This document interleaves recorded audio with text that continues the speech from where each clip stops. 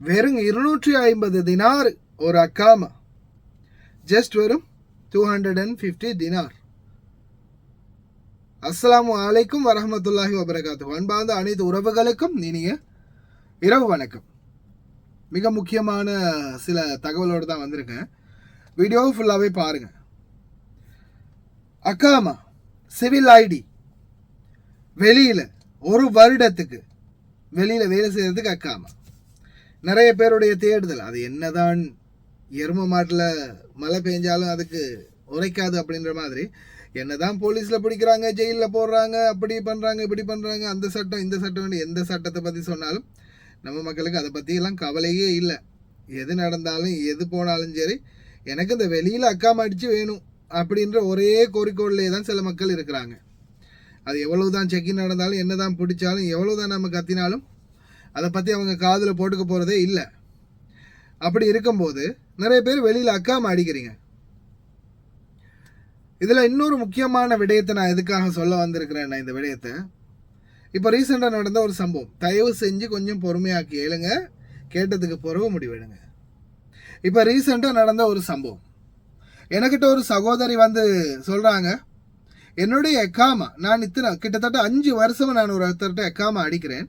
அந்த எக்காமா வந்து நான் வந்து இப்போ கடைசியாக 2 வருஷத்துக்கு புதுப்பிக்கிறதுக்காக அந்த சகோதரர்கிட்ட நான் பேசினேன். பேசும்போது அந்த சகோதரர் வந்து எனக்கு ஒரு கஃபீல பிடிச்சி அக்காமா அடித்து தருவார்.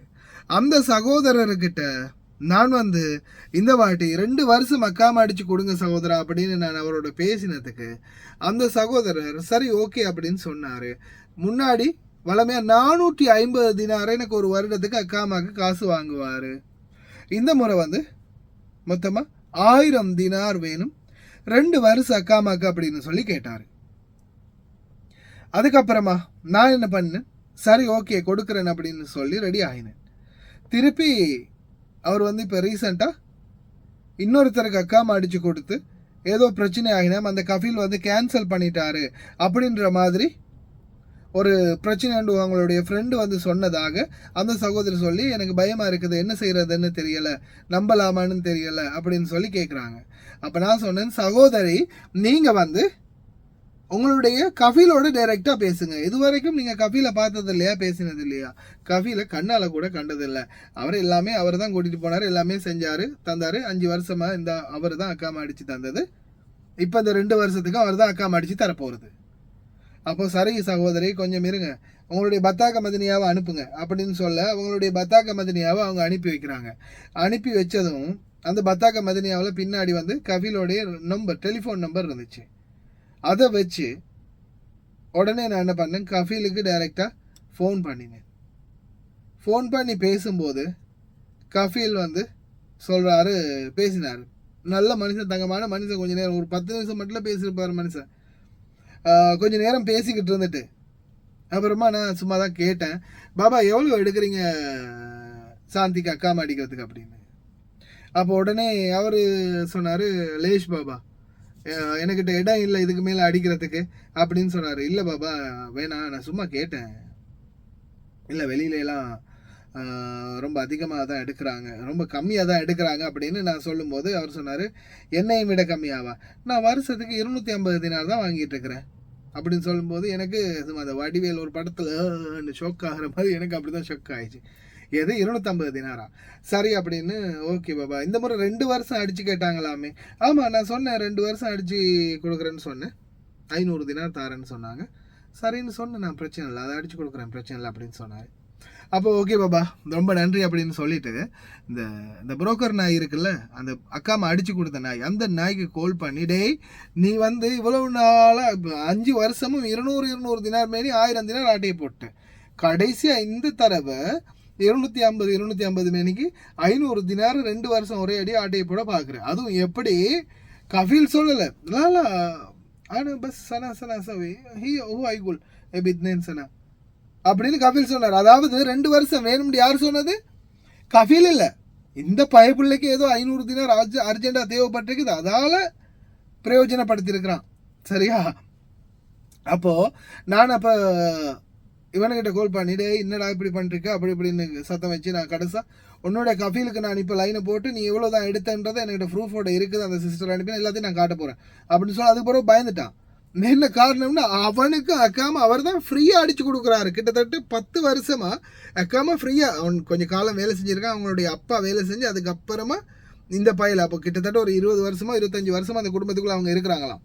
அதனால் அவங்களுடைய அப்பாவும் இந்த பயலுடைய அப்பாவும் இறந்துட்டாரு, அந்த கஃபீலோடைய அப்பாவும் இறந்துட்டாங்க. அந்த இறந்த அப்பாமார் 2 பேரும் வேலை செஞ்சுருக்காங்க ஒரே வீட்டில். இவருக்கு வேலைக்காரனாக இருந்திருக்காரு. அதுக்கப்புறமா சின்னத்துலேருந்து இவங்கெல்லாம் வளர்ந்துருக்கிறாங்க, படிச்சிருக்கிறாங்க, காலமெல்லாம் காலேஜ் கொண்டு போயிட்டு இருக்காரு. அந்த ஒரு நன்றி விசுவாசத்துக்காக நன்றி கடனுக்காக இவர் இவனுக்கு ஃப்ரீயாக அடிச்சு கொடுத்தது. அந்த கேப்பில் ஒரே ஒருத்தருக்கு தான் இடம் இருந்திருக்குது. இவருடைய அம்மாவுக்கு ஹத்தாமா எடுத்து கொடுத்துருக்காரு, இன்னும் 2 பேருக்கு ஹத்தாமா எடுத்து அவருக்குரிய ஹத்தாமாலும் டிரைவரை எடுத்திருக்கிறாரு.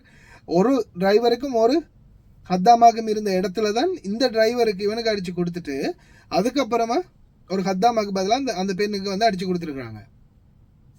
இவனே சொல்லியிருக்கிறான், சரி பாபா நான் 250 தினார் வாங்கி கொடுக்குறேன் அப்படின்னு. அப்போ கூட சொந்தக்காரங்கன்னா காசு வேணாண்டா அப்படின்னு சொல்ல, இல்லை இது வெளியால் தான், பரவாயில்ல நான் வாங்கி கொடுக்குறேன் அப்படின்னு சொல்லி 250 தினார் கொண்டு போய் கொடுப்பானா. இந்த பைபிள் என்ன பண்ணியிருக்குது, 200 தினார் மாதத்துக்கு கொள்ளை அடிச்சுட்டு இருந்திருக்குது. இப்போ இவனுக்கு ஒரு அவசர தேவை வந்ததால 500 தினார் தேவை வந்ததால என்ன பண்ணியிருக்கிறான், உடனே அந்த கஃபீல்கிட்ட போய் சொல்லியிருக்கான், 2 வருஷத்துக்கு அடி நான் 500 வாங்கி கொடுக்குறேன் அப்படின்னு சொல்லி. ஓகே முஷ்கிலா 2 இல்லை நான் 3-4 வருஷம் வேண்டாலும் அடிக்கிறேன்டா, நீ பரவாயில்ல நீ சொன்னா சரி அப்படின்னு சொல்லிட்டு அவர் சொல்லியிருக்காரு. அதுக்கப்புறம் இங்கிட்டால 1000 தினார் கேட்டிருக்கிறான். 1000 தினார் ஒரே டைமில் கொடுக்குறது எனக்கு கொஞ்சம் ஏதோ மனசுக்கு ஒரு மாதிரியாக இருக்குது தம்பி, அதுதான் அப்படின்னு சொல்லி அதுக்கப்புறமா அந்த சகோதரி சொன்னதால தான் நானும் தேடி பார்த்து கடைசியில் இதுதான் உண்மைன்னு தெரிய வந்துச்சு. அதுக்கப்புறம் பைபிளையை மிரட்டி, டேய் ஒழுங்கு மரியாதையாக நீ 500 தினாரை வாங்கி 2 வருஷத்துக்கு அக்காம அடிச்சு கொடு. அவங்களே சொல்லிட்டாங்க, சரி போனது போகட்டும், இப்போ 2 வருஷத்துக்கு அக்காம அடிக்கணும், எவ்வளோ கொடுக்குறதுன்னு என்னட்டு அவங்க கேட்டாங்க. நான் சொன்னேன் கொஞ்சம் பொறுமையாக இருக்காண்டு இந்த பக்கம் கோல் பண்ணி 500 தினார் காசை வாங்கிட்டு, அதாவது அந்த பாபாவுக்கு கொடுக்க வேண்டிய 250 500 தினாரை மட்டும் வாங்கி அக்காம அடித்து கொடுக்கல அவனே உன்னைய நான் உடனே பாபாவுக்கு இப்போவே கால் பண்ணி உன்னோட எல்லா வண்டவாளத்தையும் ஏற்றிடுவேன் மேலே அப்படின்னு சொன்னதுக்கப்புறம் பைபிள் ஓரளவு பயந்து கடைசியாக அந்த சகோதரிக்கு அந்த பேசின அந்த ரேட்லேயே அக்காம அடித்து கொடுத்துருந்தான் 500 தினாருக்கு. அப்போது இந்த இடைத்தரகர்களை பிடிக்கிறவங்க, இடைத்தரகர்களை பிடிச்சி இடைத்தரகர்கள்கிட்ட டீல் பண்ணுறீங்க இல்லையா, இன்னைக்கு வரைக்கும் உங்களுடைய பணம் எவ்வளவு தவணுங்க ஆட்டையை போட்டிருக்கானுங்க சுரண்டி இருக்கானுங்கன்றது படைத்தவனுக்கே வெளிச்சம். தயவு செய்து ரொம்ப கவனம். அக்காமா வெளியில் அடிக்கிறீங்களா, யார்கிட்டையாவது காசு கொடுத்து அடிக்கிறீங்களா, தயவு செய்து ஒன்று நம்பிக்கையான ஆளாக இருந்தால் நம்பிக்கையான ஆளுகிட்ட கொடுத்து அடிங்க. அப்படி இல்லாத பட்சத்தில் கஃபீலோட டைரெக்டாக நீங்களே டீல் பண்ணுங்கள். டீல் பண்ணலை அவ்வளோதான், சோலி முடிஞ்சது. பார்த்து சிந்திச்சு செயல்படுங்க மக்களே.